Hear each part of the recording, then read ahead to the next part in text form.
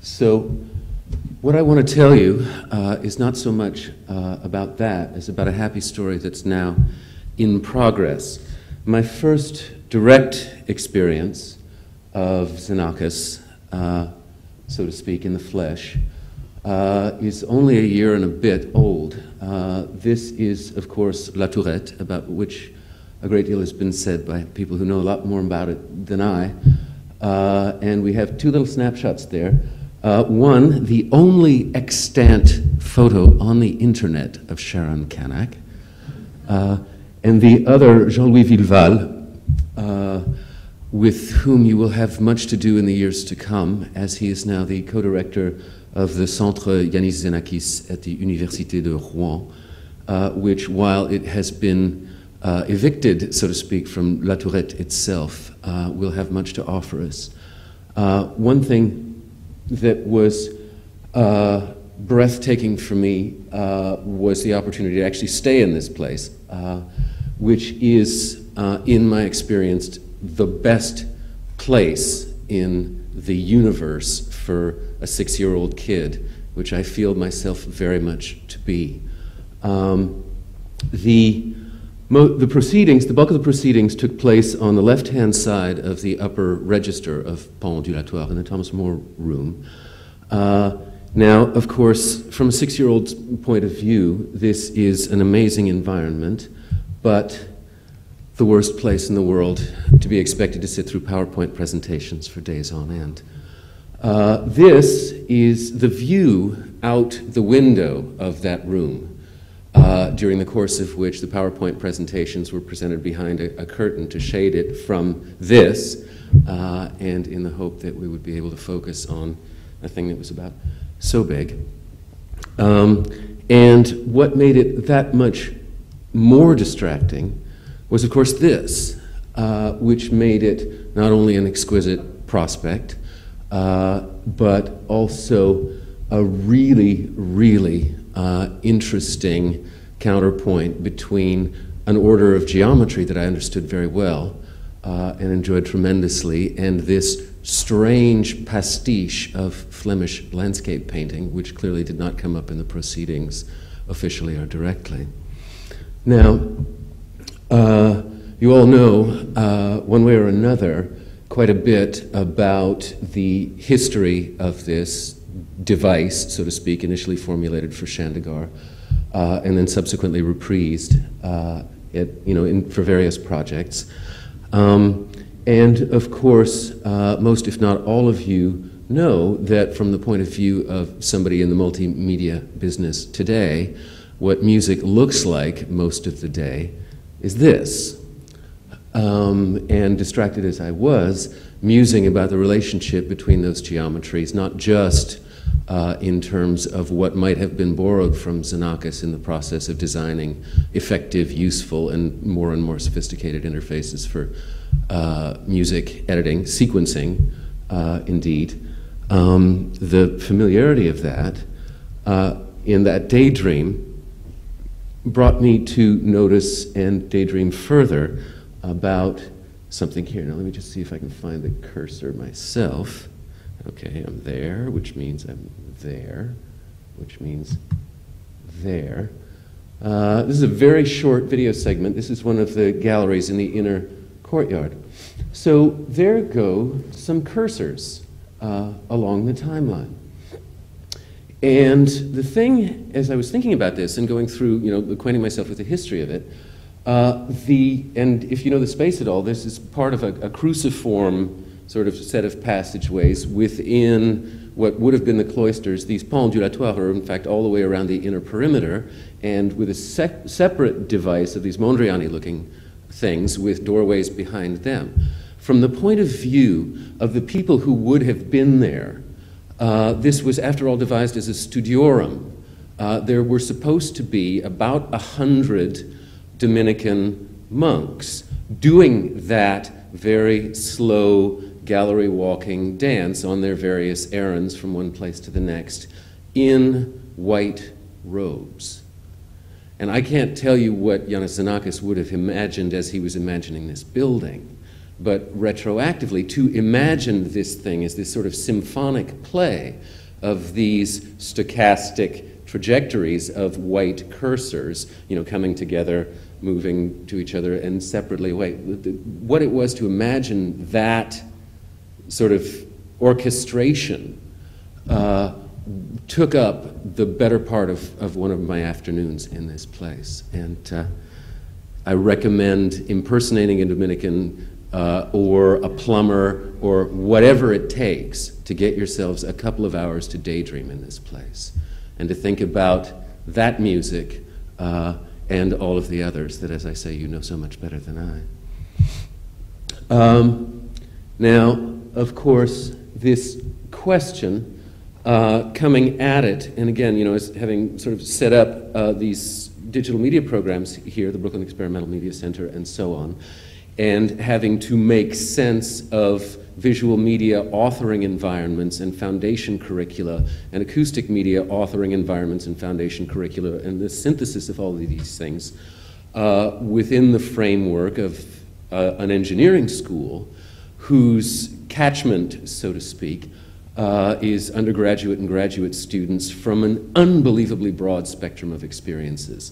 The first professional in a family, the first of that family to speak English, and so on. Traditional, Northeastern minorities within the United States with their own ideas about what art and music are as they arrive, which are now, of course, pervasively digital, but very different. And, thinking through these grammar things, and then, of course, getting to know Xenakis in various ways, and getting to the Fondation Le Corbusier and the Bibliothèque Nationale de France in the first week of August, and being treated like a king and a god by all kinds of very interesting people, and being very well taken care of, and having access to these documents.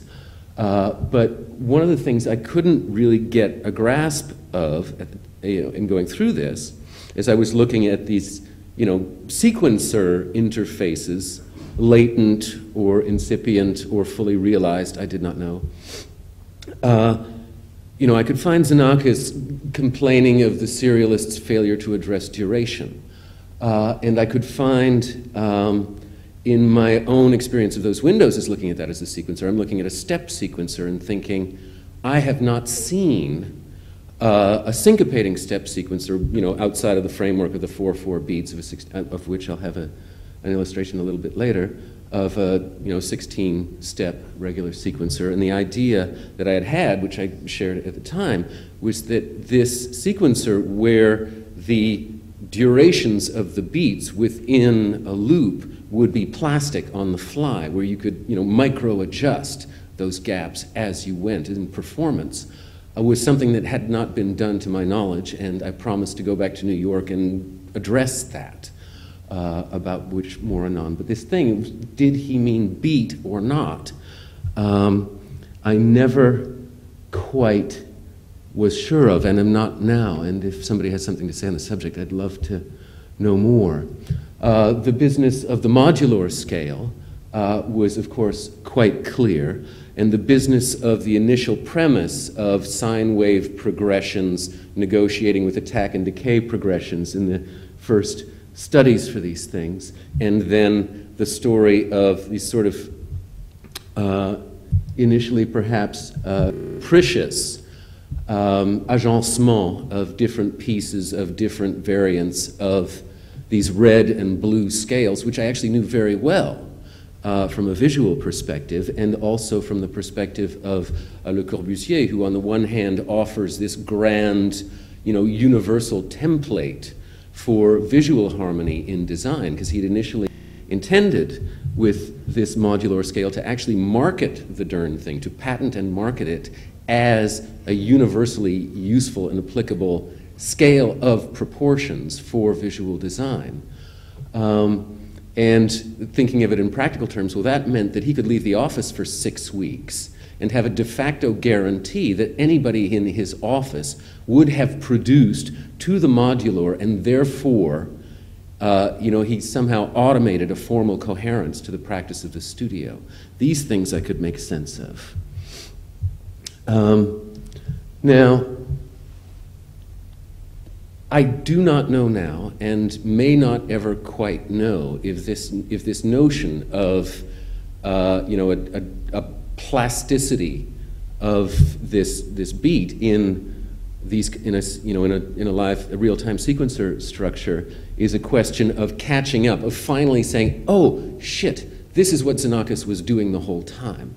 And we're just now competent to build the darn thing, which he had fully realized conceptually in 1954, or if this is an idiosyncratic extrapolation, interpretation, moving on in the next generation. I don't need to be competent to make that call. And in practice, of course, people who are making music don't need to be able to make that call. Within the context of debates about the relationship of historiographic studies or analyses and new practices, it's important to parse these things, but I'm just a little kid, and so I'm looking to you guys for all that.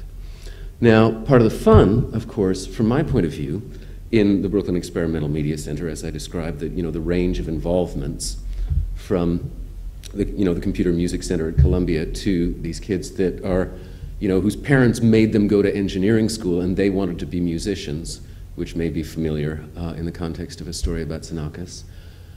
They didn't necessarily want to be the kinds of musicians we're used to thinking about in this context. And entertainingly, in the first couple of cohorts of the master's program, which we started with, I had these rooms of students, half of whom had the idea that sampling had been pioneered by the guy on the left, whose face would be familiar to you. This is Pierre Schaeffer.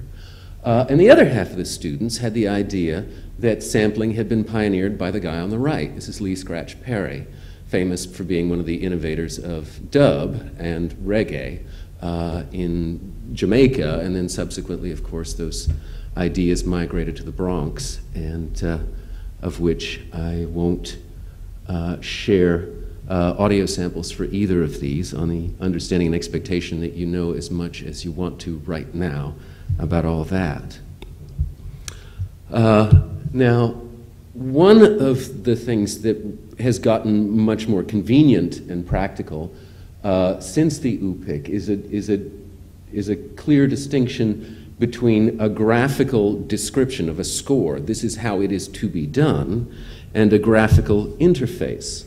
This is V002, which was made by one of the two students with which this argument first came out. This is Anton Marini's, and this is actually for video.